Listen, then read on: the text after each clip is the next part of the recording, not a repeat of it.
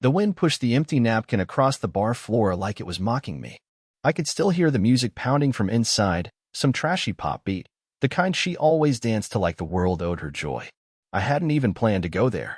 I was supposed to be picking up takeout. But traffic rerouted me past the Rusty Bean, and something about the full parking lot, the flicker of candlelight from the back patio, it just made me stop. That's when I saw her. Not in a dream. Not in a movie. In real life. My wife.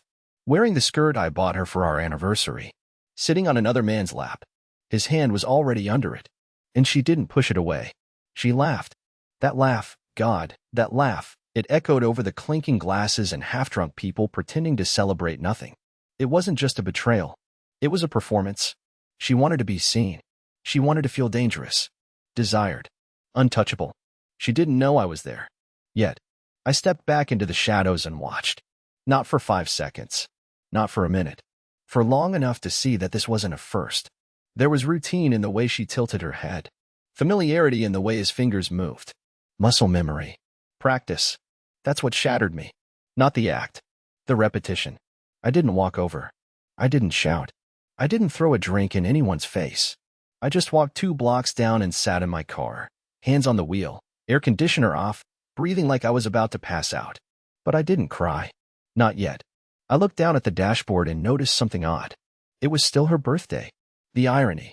While she was out getting felt up in a bar, her real gift was sitting in my back seat, wrapped in gold paper, with a small, hopeful note I wrote 2 nights ago. I was going to give it to her over dinner. I was going to tell her I'd finally saved enough to book that trip to Blue Ridge she kept talking about. Instead, I stared at that wrapped box and whispered, "Burn it." But I didn't burn the gift. I burned something else. What happened next wasn't violent. It wasn't illegal. But it rewrote everything. And the first piece? It started that same night. With a forgotten phone and a password I was never supposed to know. I didn't go home. Not after what I saw.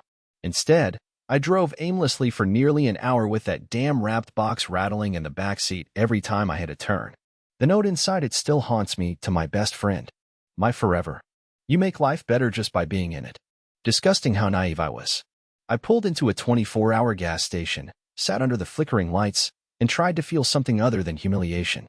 But it wasn't shame that settled into my bones, it was clarity. Because as I sat there, I remembered something. A month earlier, she had dropped her phone in the sink. Screamed like it was a child drowning. I helped dry it off, and she gave me her passcode without thinking. I remember it because it wasn't random, it was his name. Trent. At the time, I didn't ask questions. I figured it was a cousin or a coworker. Turns out Trent wasn't a coworker. And I was about to confirm that. I drove back toward the bar and waited a block away until I saw them leave. They got into his car. Her laugh echoed even with the windows up. I tailed them from a distance like I was born to do it. They drove to a rental property, one of those modern rustic Airbnb houses just outside town. So this wasn't spontaneous. This was planned. Organized. Prepaid betrayal. I parked 2 houses down and walked up in the dark. They were already inside, music playing, back patio door open, lights dimmed. Their shadows danced on the curtains. My stomach turned. But I wasn't there to confront. Not yet. I waited. I waited until the noise from inside grew loud, until I could hear water running and them laughing about how he probably thinks I'm at a spa night. Her words. Not mine. And that's when I saw it. She left her purse outside. On a patio chair. Her phone was inside it. Unlocked. Like it was meant for me to find. I didn't hesitate. I grabbed it, turned around, and walked back to my car with my pulse in my throat. I drove off like a coward. A shaking, heartbroken coward with a phone that would become my roadmap to the truth. I parked at a closed car wash and opened her messages. The first thing I saw was a video. Sent yesterday. It started with her in the bathroom mirror, lips puckered, dress hiked up, whispering something about what she was saving for him this weekend. Then came photos. Dozens. Poses. Angles. Things I'd never seen her do with me in 9 years of marriage. And then I found the folder. Hidden in a messaging app, buried in a thread labeled tax docs. Inside were logs of everything. Conversations. Plans. Screenshots of me. Memes about me. The 2 of them joking about how he still thinks she's into him, and at least his money's good for something. I felt the blood drain from my face. I wanted to throw the phone. Scream. Collapse. But I just sat there. Still. Silent. Because something snapped in me right then, not out of rage, but strategy. They thought I'd never find out. They thought they were safe. Smart. Smug. But now I had her phone. I had everything. And I had an idea. I wasn't going to scream. I was going to let them finish their weekend. And then I'd ruin them in ways that would echo for years. I didn't sleep that night. I didn't even try. I sat in my car with her phone glowing in my hands, eyes burning from hours of reading. There was so much, so many layers to the lies. This wasn't a single affair. It was a full-on, coordinated double life. Fake events. Hidden money transfers. Texts with her friends calling me boring, predictable, barely a man. I even found a group chat titled Spa Nights Face with Years of Joy, filled with photos of their nights together, masked as innocent girls-only outings. By 5 a.m., I had over 40 screenshots saved and backed up to a cloud account she didn't know existed. I sent the key ones to a burner email I created that night. I also found access to her calendar. That's how I learned the worst part. This wasn't the first time she'd used Trent's Rentals. There had been 4 other weekend bookings under her name in the past 2 months. Always the same excuse. Team-building retreats, late-night conferences, family emergencies. She even faked a miscarriage scare to get out of a dinner with my parents last month, just so she could drive out to that cabin. Every lie was heavy, but none of them broke me. Not completely. What broke me was the video. Not the sensual kind. I'd already seen those. This one was different. It was of them in bed, laughing. Trent was holding the camera. She was curled up beside him, smirking. She said something I can never unhear. He's just a placeholder. You're the one I've always wanted. Then she looked right into the lens and added, and he'll never leave me. He's too weak. I paused the video right there. My chest felt like someone had pushed their hand through it and was squeezing from the inside. That's when the crying finally came. I didn't sob. I just leaked. Like my body had given up holding in the pressure. But I wasn't crying for her.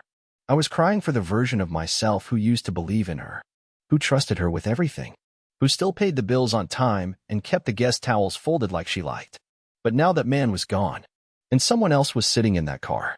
Someone tired, betrayed, but fully awake. I drove home slowly, parked around the corner so she wouldn't see the car if she came back early, and slipped inside like a stranger. Murphy, our dog, greeted me with his usual tail wagging. Poor guy had no idea what kind of war was about to erupt around him. I fed him, showered, then packed a duffel bag, not for me, for her. I went into our closet and started pulling her things, favorites first. Her vintage leather jacket, the perfume she only wore when she went out with the girls, the red dress I now knew was for him. I didn't damage anything. I didn't destroy a single item. I just folded it all carefully and placed it in the bag, zipping it shut with calm precision. Then I set the phone on the kitchen counter and began typing a message, not to her, not to him, but to my lawyer. I told him I wanted a divorce. Fast. Clean. Strategic. I attached the screenshots, wrote a timeline, and sent it before I could second-guess myself. It was still early. The sun had barely cleared the rooftops. But I wasn't done yet. I had one more stop before things really began. So I grabbed the bag, tucked it into the trunk, and drove to a location I hadn't visited in years, her mother's house. And I rang the bell. The door creaked open with the sound of strained hinges and old memories. Her mother stood there in a faded robe, blinking against the daylight like she'd just rolled out of bed, her face caught somewhere between confusion and concern. "Curtis," she asked, tightening her robe around herself. "Is everything okay?" I didn't answer at first. I just held up the duffel bag, like it explained everything. And maybe it did. She stepped aside without a word and motioned me in. The house hadn't changed in a decade. Same stiff brown sofa, same dusty framed cross-stitch on the wall that read, "Family First." What a joke. She gestured for me to sit. I didn't. I placed the bag on the coffee table and took out my phone. I'd already transferred a few of the less explicit screenshots onto a USB stick in my jacket pocket, but now I pulled up the messages. I clicked through slowly, word by word. Her mother's face drained like the color was being wrung out of her skin. She leaned forward, staring at the phone like it was showing her a crime scene. Maybe it was. When I showed her the group chat, the one where her daughter mocked me for taking her car in for servicing while she was taking Trent's engine for a spin, her mom let out a small, hollow gasp. And when I played the clip of Liana saying I'd never leave her because I was too weak, her mother sat back and just closed her eyes. The silence that followed wasn't peaceful. It was loaded. Eventually, she whispered, "I'm so sorry." I nodded, Because I had nothing left to say. I slid the duffel bag toward her. She can pick it up from here, I said, barely recognizing my own voice. Or not. I don't care. But she's not setting foot in our house again. Her mom didn't argue. She didn't defend her daughter. She didn't ask me to forgive or forget or try counseling. She just stared at the bag like it weighed 1,000 pounds and nodded. I walked out without another word. But my next move wasn't reactive. It was surgical. I drove across town to our bank. The day before, I had already initiated the process to freeze the joint account, technically to review suspicious activity. The clerk looked over the forms again and told me the hold would remain in place until both parties came in for review. Which was perfect. I wanted her to try. I wanted her to walk up to an ATM, enter her PIN, and see nothing come out. I wanted her to feel that snap of control slipping. Next, I stopped by my office and took a long, silent walk through my desk drawer. I removed the spare keys to her car, still legally mine. I canceled the auto insurance coverage, filed for transfer of title, and logged the entire thing through our state's online portal. Then I made a call to her boss. He and I had only spoken once, months ago, when I surprised her with lunch, and they invited me into the office kitchen. He seemed nice enough. Back then, I thought she worked overtime because she was valued. Now I knew it was because she had him believing she was married to a sick man who might not have much time left. I told him everything. Calmly. Factually. I offered screenshots if necessary. I said I wasn't looking for drama, only truth. I didn't ask him to fire her. I didn't threaten him. I just told him the person working in his office was living two very different lives, and if her lies ever spilled into the workplace, it might reflect badly on him too. His voice cracked when he replied, "She told us you had a stroke last year, that you couldn't work, that she was your full-time caregiver." A stroke. A caregiver. That lie hit harder than anything else I'd read. I wasn't just a fool, I was her fictional charity case. Her excuse to do whatever she wanted, whenever she wanted, with whoever she wanted. By the end of the day, my phone was filled with new emails, confirmation of legal proceedings, updated financial restrictions, digital locks on the house system, and a scheduled locksmith for the next morning. When I returned home, I didn't turn on the lights. I sat in the living room with Murphy curled up at my feet, watching the shadows creep across the floor as the sun set behind the curtains. It should have felt like the end, but it didn't. It felt like something else was coming. Something bigger, because I hadn't told Trent yet. And believe me, when I did, it wasn't with words. It took me a couple of days to put everything in place. Not because I was hesitating, those moments had passed, but because if I was going to do this, it had to be done right. Liana and Trent were arrogant. Arrogance makes people sloppy, and sloppy people leave trails. So I followed the trail. She hadn't tried to contact me. Not once. That was interesting in itself. I knew from her phone history that she planned to spend the entire week with him, not just the weekend. She told her boss she was attending a professional retreat and even emailed a fake event registration to make it look real. So I waited, watched her social media, nothing posted, not even a story. Total silence. But Trent? He wasn't so careful. His Instagram was private, but his old college buddies wasn't. And thanks to one photo, I knew exactly where they were. A rental cabin 2 hours north, with a hot tub, a lake view, and a do not disturb vibe. It was easy enough to confirm. I checked the Airbnb listings in the area and found the property by matching the railing in the background of the photo. A quick search through public bookings told me everything I needed: her name, the host's name, and the dates. They weren't coming back until Thursday. Perfect. That gave me enough time to put phase 2 in motion. First, I sent Trent an anonymous package. Inside was a printed stack of screenshots, just a few carefully selected texts, including one where Liana referred to him as a good distraction, but not long-term material. Another where she said she was still waiting to see if it's worth the drama, and one that read, "He's cute, but it's still not the same as being with someone who would die for you." She was talking about me in that one. I knew the man's ego wouldn't take it well. That was the point. But the real storm came the next night. I created a burner number and sent Trent a single message. "You really think you're the only one?" That was it. 10 words. And then silence. I waited exactly 15 minutes and then dropped the next bomb, a link to a cloud folder full of audio recordings. How did I get them? Easy. I had access to her phone. I used it to trigger my own home smart devices, Alexa, Nest cameras, even the Ring doorbell, all of which had picked up conversations over the past few months. I had a full clip of her telling her friend Talia she was only with Trent to blow off steam, and that she still needed me for appearances. I also had a short clip of her laughing about how easy it would be to manipulate him into paying for a trip to Mexico once she made him think she was getting serious. All of it went to Trent.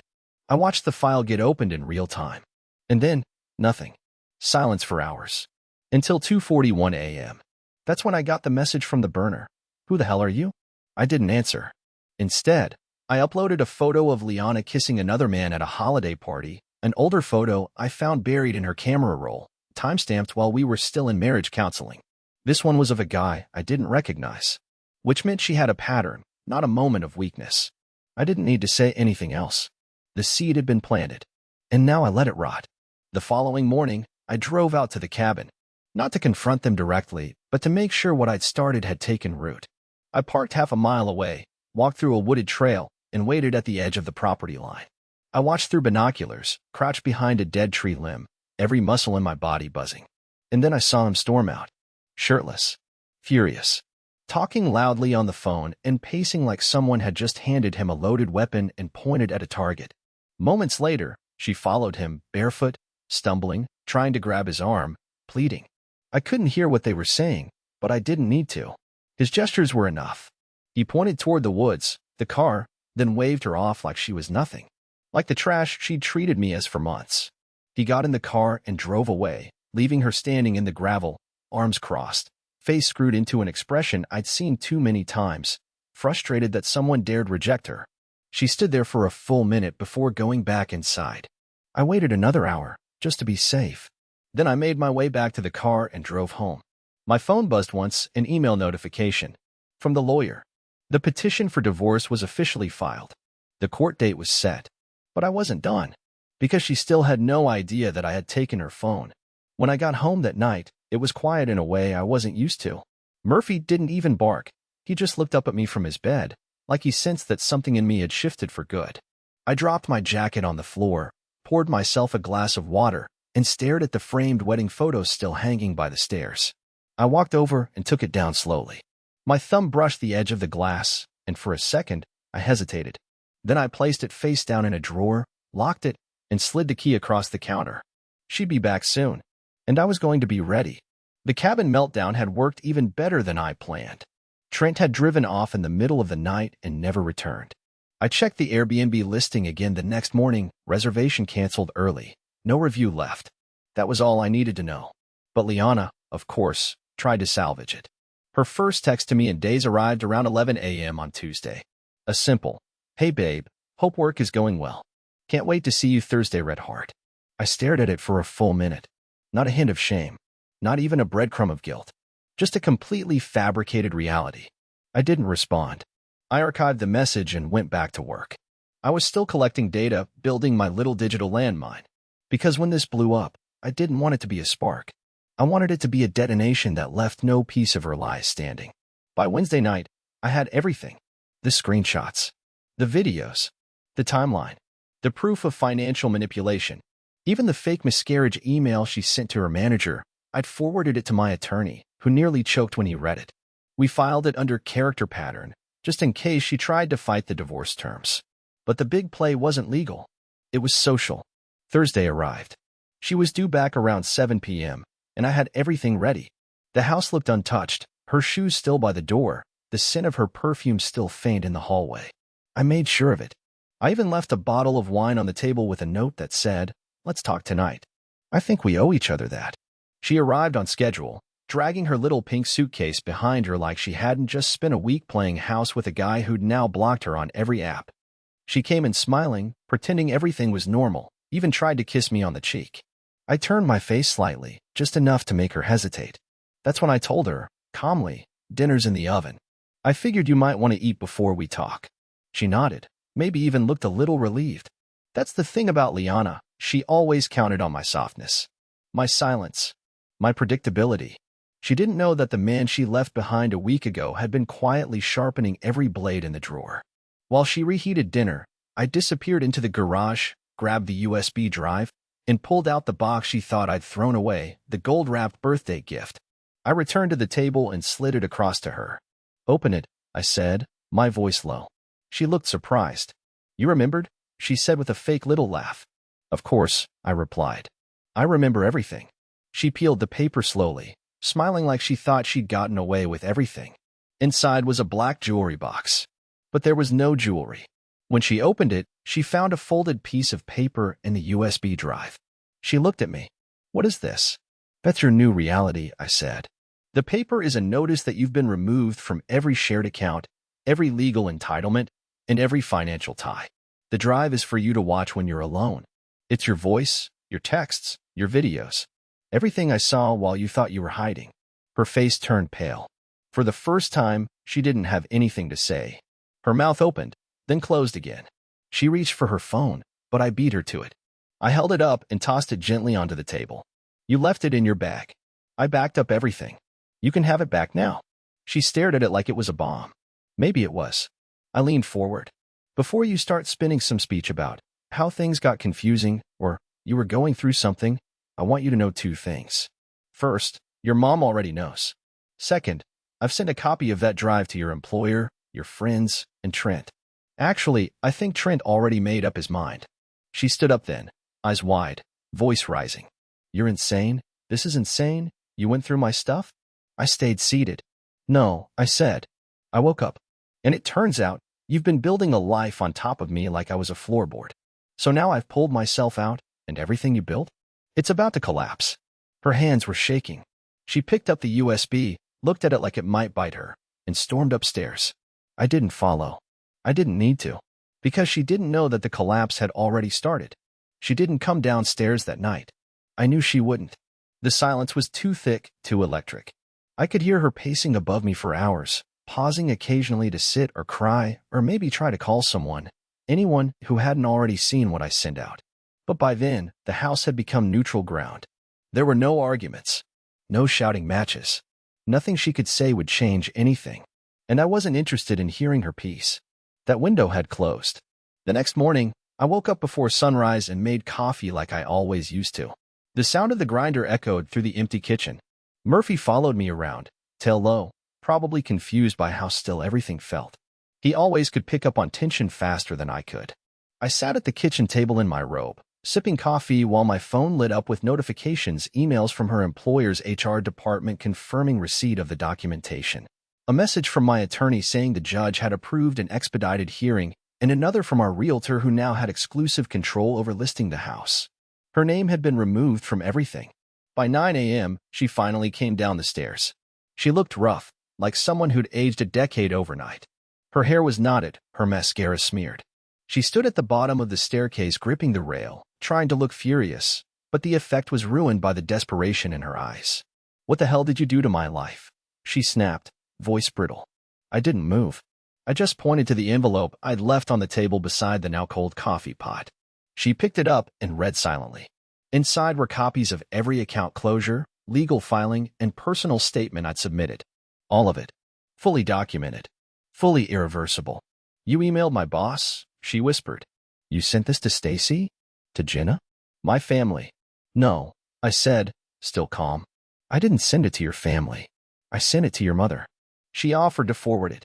She flinched at that. You think this is justice? She hissed. This is vindictive, Curtis. You've ruined everything. I finally stood up. I didn't ruin anything. You did. All I did was open the blinds and let the light in. If you didn't want people to see the filth, maybe you shouldn't have built your entire life on lies. She tried to counter. She really did. Her voice wavered between rage and regret, between denial and deflection. She called me obsessive, controlling, even said I'd violated her privacy. But every accusation bounced off the wall like a wet paper ball. I had receipts. I had patience. And more than anything, I had nothing left to lose. But she did. When she realized I wasn't going to scream back or cry or beg her to explain, her tone changed. She tried being soft, tried to reach for my hand, told me she didn't love Trent, that she didn't even remember how things got so messy, that she felt trapped in a marriage where she couldn't breathe. Then why didn't you leave? I asked, not unkindly. You could have walked out any time. She didn't answer. Because the truth was simple. I made life too easy. I paid for everything. I made her look good. I filled in all the emotional potholes she left behind. And when she got bored, she didn't walk away. She stayed and cheated. I didn't want to drag it out. So I told her plainly, You have until tomorrow to be out of this house. Your things are in storage. I'll be at a hotel until the locks are changed."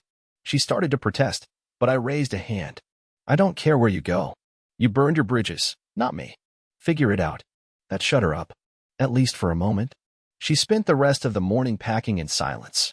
Every so often, I caught her stopping to sit on the edge of the bed, staring blankly at the floor like the weight of her new reality was finally beginning to settle. But I didn't console her. I didn't help. I just left her to it. That afternoon, I picked up Murphy, grabbed a single suitcase, and drove to a modest little hotel on the edge of town. Not fancy, not anything permanent, but it was peaceful, clean, honest. I sat on the balcony and finally exhaled, really exhaled, for what felt like the first time in months. Later that evening, I received one final message. It was from Trent. Just 2 words. "Thank you."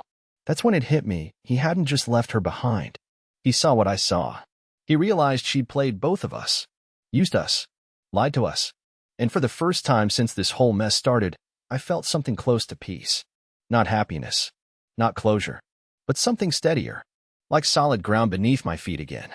I turned off my phone. Tomorrow, the world would still be messy, but it would be my mess now, not hers. 3 weeks later, I stood in what used to be our backyard, holding a cup of coffee, watching Murphy chase butterflies through the tall grass. The house behind me wasn't mine anymore. The sale had gone through faster than I expected. The couple who bought it, a young pair starting fresh after college, had no idea about the damage that had once lived in its walls. And that was fine. It deserved a clean slate. So did I. Liana never responded to the final set of documents. She signed everything. No court battle. No drama. Just a bland envelope dropped off by her attorney with a check attached, her share of the house sale. That was all she wanted in the end. Money. A transaction to replace a life she'd hollowed out. I didn't give her a scene. No victory lap. I didn't need it. The real revenge wasn't her reputation crumbling. It wasn't Trent ghosting her. It wasn't her walking out of the house with nothing but a suitcase and a phone full of unread messages. The real revenge was simpler than that. It was me walking away from the wreckage without dragging a single piece of it behind me. A month after she left, I started going back to the little bookstore downtown where we used to buy puzzles together. At first, it was just to kill time. But then I met someone. Her name's Adrian.